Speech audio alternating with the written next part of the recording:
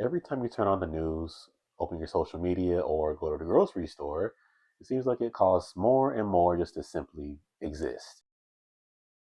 Things that were once milestones feel out of reach, and doing everything right feels like you're just barely keeping your head above water. So, if every time you open your banking app and then you get a knot in your stomach, I want you to know this: it's not your fault. So, this week, we're going to be untangling how to protect your peace in this broken financial system. So let me ask you this. Do you feel ashamed of where you're at? Do you feel like you're constantly running behind somebody that you'll never catch? It's not you. And you were never intended to be running behind a constantly moving goalpost.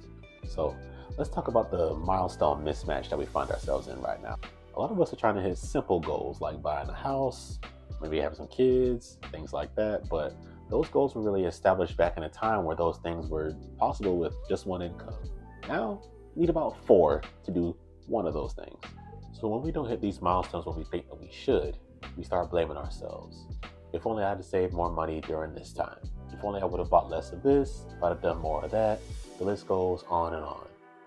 You are not bad with money simply because you're finding it hard to navigate a difficult economy. So we understand what's causing it, but now we need to know why you feel so exhausted because of this situation. Your brain is registering a struggling budget as a constant threat to your survival, keeping you in a state of perpetual fight or flight, which is exhausting. Your brain's number one job is to protect you. So what do? We check our bank account 5 times a day. We doom scroll economic headlines. We calculate numbers in our head when we're trying to sleep. And all these things make us think we're being vigilant, but we're really just burning ourselves out and frying our nervous system. Let's talk about a little something called the broken ruler concept. Ask yourself this question: what ruler am I using to measure my life right now? If you're using a ruler designed for 1995 and judging yourself in the 2020s, of course the math feels wrong and you feel like a failure. Using an outdated metric to judge yourself by, and you're punishing yourself because of it. Of course math feels wrong. We live in a culture that treats net worth as an indictment on your character. If you're broke, you must suck. If you're rich, you are the greatest thing since sliced bread. And we have to break this cycle. Your empathy, your character, your intelligence, your talent, your worth, that doesn't fluctuate based on your bank account. Right now, success might not look like a house with a white picket fence or a massive index fund. Right now, success might just simply be maintaining your peace, even though everything around us seems to be going to hell. So, you and I both know that we can't do anything about the economy. We don't have any control over that. So let's focus on what we can control.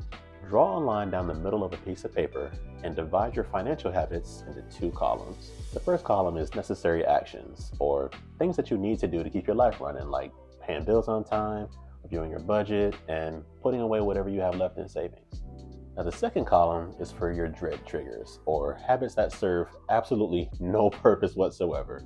These can include things like doom scrolling on economic social media posts, or checking your bank account balance 7 times a day for no reason, or comparing your lifestyle to an influencer. Things that really don't benefit you at all, and these things are going to feed your anxiety no matter what you do. Now, the goal here is to keep those necessary actions and actively work to eliminate those dread triggers one at a time.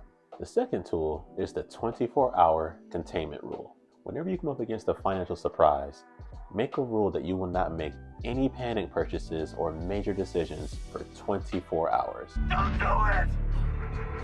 This gives yourself a 24-hour window to let your nervous system reset so that way you can think clearly and then move forward from there. Now, give yourself some grace in this moment because you're living through a very challenging time in history. And getting through it with your sanity and your heart intact is a genuine achievement. You don't need to have it all figured out today.